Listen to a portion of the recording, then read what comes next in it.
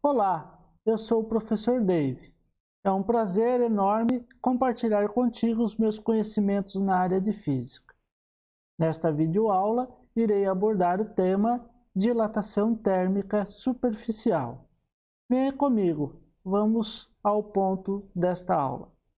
Conforme estudamos anteriormente, a dilatação térmica consiste no aumento das dimensões de um corpo, geralmente associado ao aumento de sua temperatura.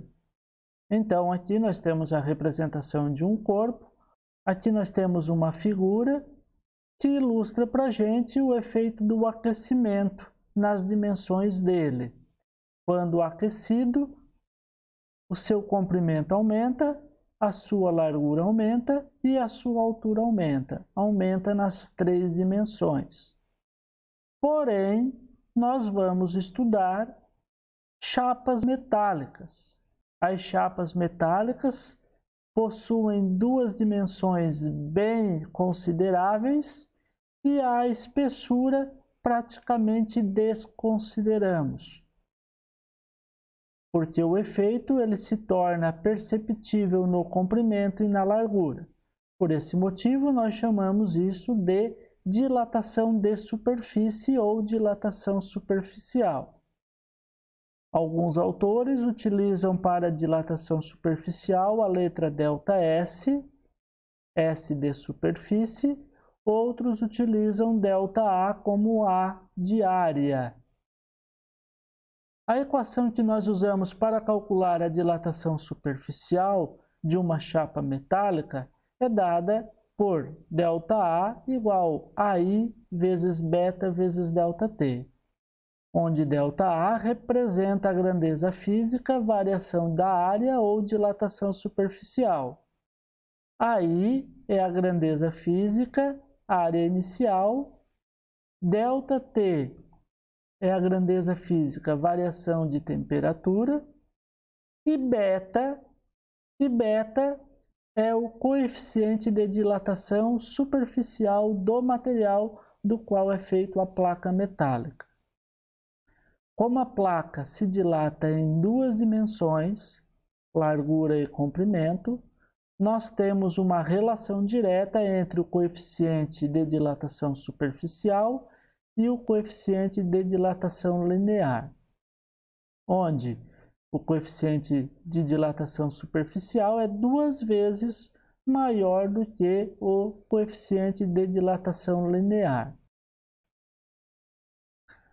Em alguns problemas, o assunto é abordado dilatação superficial e o problema fornece o coeficiente linear. E aí você precisará fazer a multiplicação por 2 para ter o coeficiente superficial. Outras equações importantes.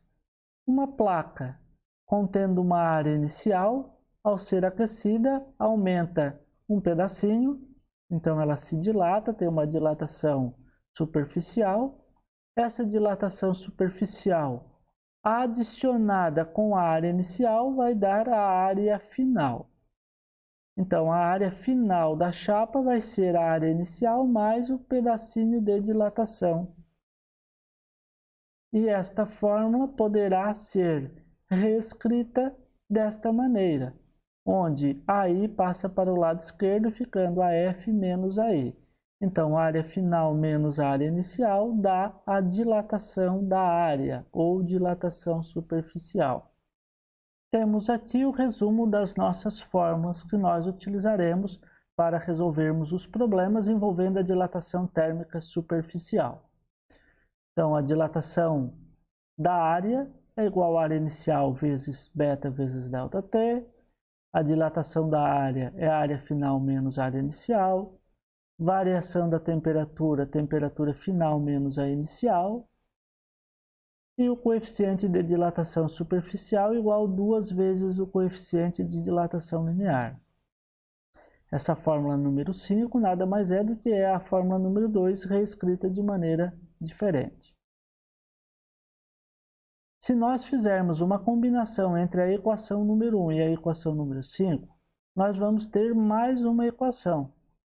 a equação que permite calcular a área final diretamente. Porém, esta equação eu não costumo utilizar muito. Eu prefiro calcular a dilatação e depois usar essa para calcular a área final. Porém, é uma opção para a solução de problemas. Vamos a alguns exemplos. Exemplo número 6. Uma parede de uma cozinha é coberta por azulejos quadrados de dimensões 15 cm por 15 cm, num dia de inverno, cuja temperatura é 10 graus Celsius. O coeficiente de dilatação superficial do azulejo é 4 vezes 10 na menos 6 graus Celsius na menos 1. Calcule a área do azulejo num dia de inverno, a dilatação sofrida pelo azulejo num dia de verão, em que a temperatura atinge 35 graus Celsius, e a área do azulejo num dia de verão sob temperatura de 35 graus Celsius. Vamos agora extrair os dados aqui à direita. Os azulejos eles têm dimensões de 15 por 15 centímetros. Vamos anotar aqui. A temperatura no inverno é a temperatura que a gente vai considerar temperatura inicial, 10 graus. O coeficiente de dilatação superficial do azulejo, vamos anotar aqui também. Olha, coeficiente superficial, letra beta, está aqui.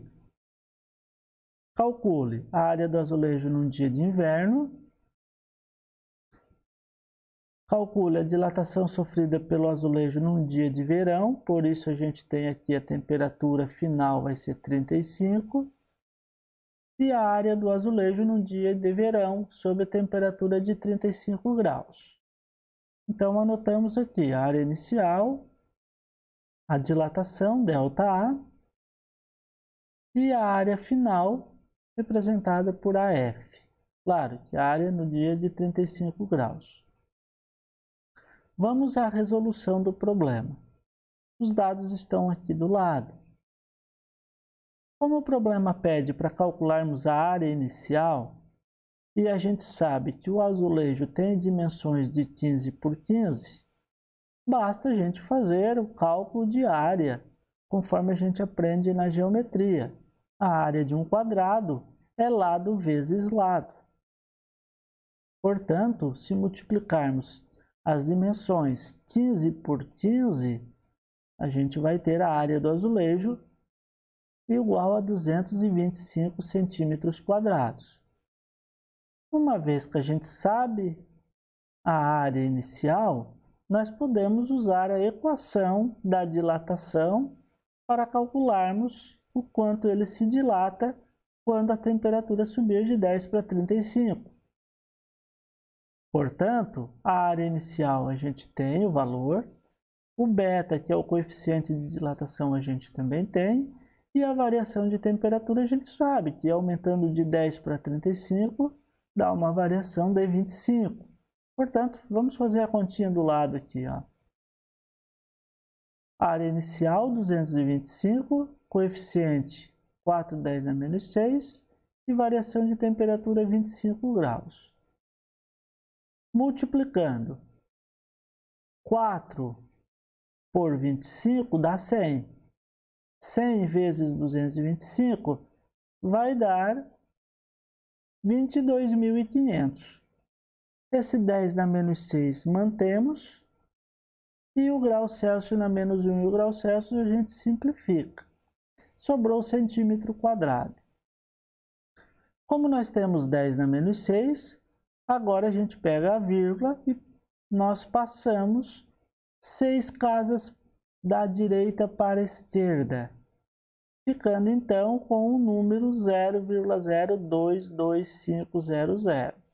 Percebam, a vírgula estaria aqui, passou 1, 2, 3, 4, 5. Vamos contar aqui, ó. 1, 2, 3, 4, 5.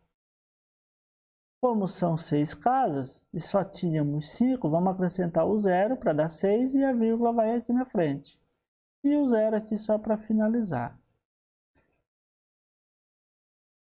Esses dois zeros a gente não precisa escrever, logo a nossa área, né, a nossa dilatação de área vai ser 0,0225 centímetros quadrados. E aí, para finalizar, ele pede a área final, né? A área final nada mais é do que a área inicial mais a dilatação. Então, a gente vai ter o 225 mais esse valor aqui, 0,0225. A nossa área final vai ser 225,0225 centímetros quadrados. O exemplo número 7. Uma chapa de ferro tem uma área de 2 metros quadrados a 10 graus Celsius. Sabendo que o coeficiente de dilatação linear do ferro é 12 vezes 10 a menos 6 graus Celsius na menos 1, calcule a área dessa chapa no local cuja temperatura é de 35 graus. Vamos tirar os nossos dados. 2 metros quadrados é a área inicial e 10 graus Celsius é a temperatura inicial. Anotamos aqui então. O coeficiente de dilatação linear é 12 10 a menos 6. Preste atenção que está falando dilatação linear. Então, aqui nós temos a letra alfa. Calcule a área desta chapa no local onde a temperatura é de 35 graus. Essa é a temperatura final. Bom, vamos à solução, né? Para a gente calcular a área final, que é o que o problema está pedindo, a gente vai precisar saber quanto que a chapa se dilatou. Por isso, a gente vai usar essa equação primeiramente. Para calcular a dilatação, a gente tem que lembrar que esse beta, que não foi dado no problema, é 2 vezes o alfa. Portanto, a gente vai ter aqui na linha seguinte a área inicial, o problema deu aqui, de 2 metros quadrados. O beta, o problema não tinha dado, então nós vamos pôr entre parênteses o número 2 vezes o alfa, então vezes o 12 10 a menos 6, multiplicado pela variação de temperatura, que é 25 graus Celsius. Logo, a gente pode cortar essas unidades, a gente pode multiplicar esses números da frente, e aí a gente vai ter essa multiplicação de 2 por 2 por 12 por 25, vai dar 1.200. Ora, 2 vezes 2, 4. 4 vezes 25 dá 100. 100 vezes 12, 1.200. O 10 na menos 6 mantém. Agora, como nós temos expoente negativo e 6 casas, nós vamos deslocar a vírgula daqui 6 casas para cá, para a esquerda. Ficamos então com o número 0021, 0021, deu 4 casas, adicionamos mais 2, deu 6, vírgula.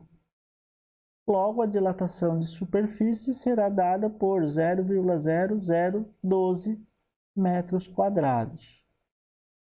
Logo, a área final desta chapa metálica será a área inicial mais a dilatação. Então, 2 mais esse valor. 2 mais 0,012 vai dar uma área final de 2,0012 metros quadrados.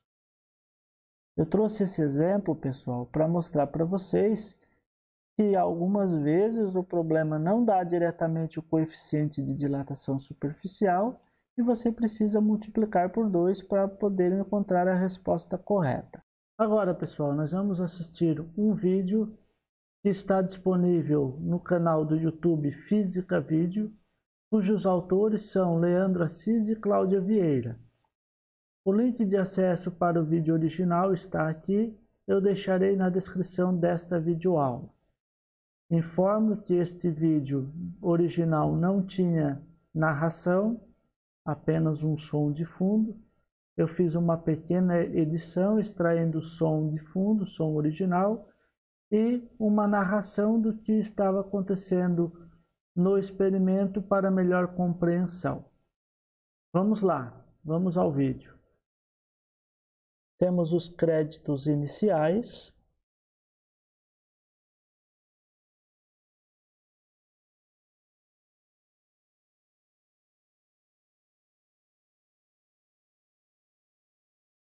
Aqui mostra o material utilizado, uma chapa metálica com orifício no meio, uma tampa para aquele orifício, ambos de alumínio, e percebam que essa tampa encaixa perfeitamente nesta chapa metálica, bem presa. Olha bem, ó, vira e não cai.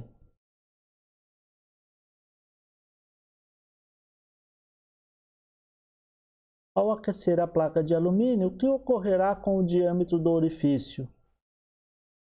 A chapa foi aquecida numa fonte de calor, com a utilização de uma pinça. Após alguns segundos, foi colocada a tampa novamente e percebe-se que a tampa ainda está bem encaixada. Retomando o aquecimento e aguardando por um tempo maior, o que será observado? Vamos ver na sequência. Opa! Em câmera lenta, vamos lá.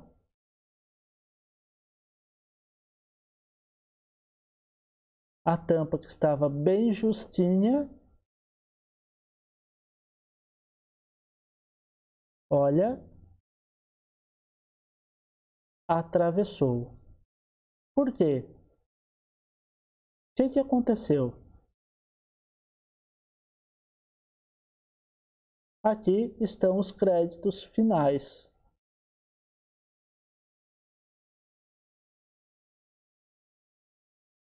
Produtores Leandro Assis e Cláudia Vieira.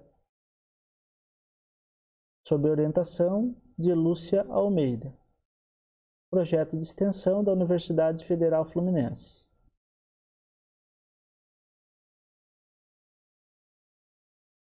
Então, pessoal, após a visualização desse experimento, é possível concluir que uma chapa metálica com um furo no meio, após ser aquecida, tanto aumenta suas dimensões quanto aumenta o diâmetro interno do seu orifício. Fica então esta dica. Vamos agora, pessoal, assistir um outro filme disponível no canal do YouTube do professor Júlio German. Esse canal ele tem o objetivo de difundir experiências de laboratório de Física e Química para colaborar com estudantes que buscam essas áreas de interesse. O link original está aqui. Eu vou deixar na descrição dessa minha videoaula também para que vocês possam acessar com mais facilidade. Informo ainda que a língua original deste vídeo era espanhol e para facilitar a compreensão de vocês, eu extraí o som original e faço uma narrativa do experimento do professor Júlio. Nós temos aqui o professor Júlio de uma universidade do Equador. Ele está mostrando aqui um equipamento, uma lâmina bimetálica que é utilizada no estudo do calor. Esta lâmina que ele está mostrando, ela é composta por duas lâminas muito finas unidas por uma solda fria. Ele está apontando ali para o lado do qual é feito a lâmina. Este lado é feito de bronze e o outro lado ele é feito de aço.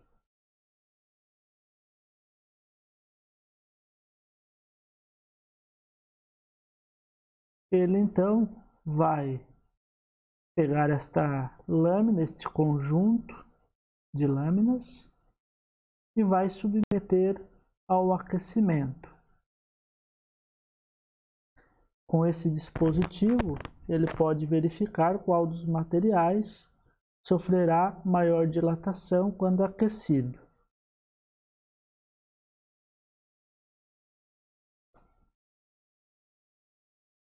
Ele vai pegar, então, acender uma chama.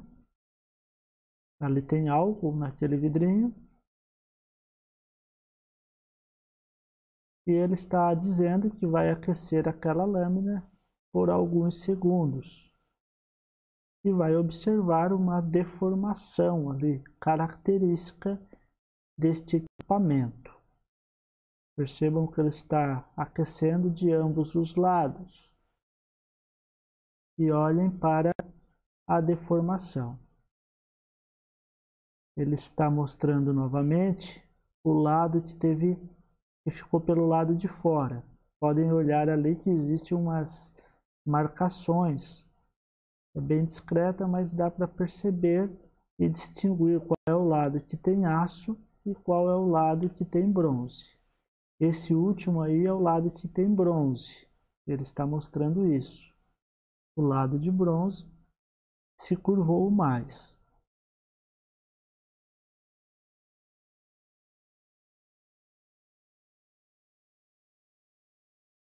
Agora ele vai fazer o mesmo experimento, porém ele vai trocar a fonte de calor. Ele vai usar água aquecida. Percebam que está saindo o vaporzinho da água. Ele tem ali um termômetro digital, temperatura ambiente 20 graus.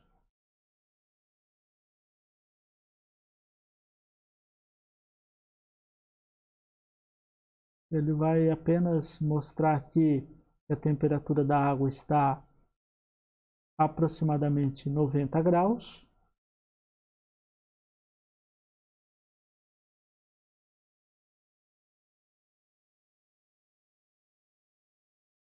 E aí ele vai pegar aquele conjunto novamente. Podem ver que está retinho. E vai mergulhar na água quente. E olha o que acontece quando ele mergulha na água quente. A lâmina novamente volta a se curvar e ele vai mostrar novamente ali, ó, pelas marcações, que aquela lâmina de fora é a lâmina de bronze.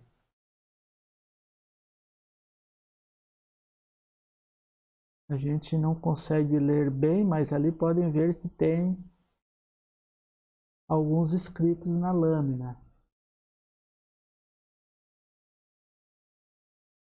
Então, aquecido na chama ou aquecido na água quente, o efeito é o mesmo. Agora, ele vai fazer uma experiência ao contrário, ele vai resfriar aquele conjunto. Para isso, ele está pegando ali uma mistura de água e gelo, está medindo a temperatura, ali está próximo de 4 graus. E aí, novamente, vai mergulhar. Percebam que a lâmina está retinha novamente. Ele vai mergulhar na água gelada.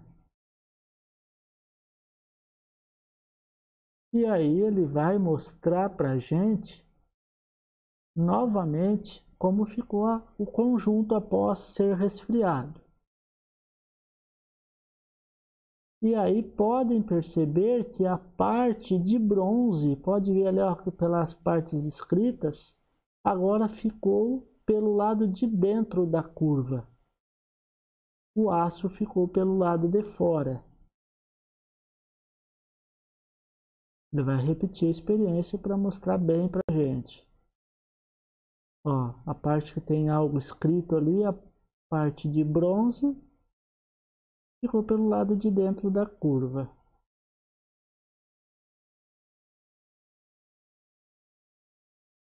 Portanto, pessoal, ele irá concluir aí no final da sua experiência que o material que tem maior coeficiente de dilatação sofre mais o efeito do aquecimento e do resfriamento.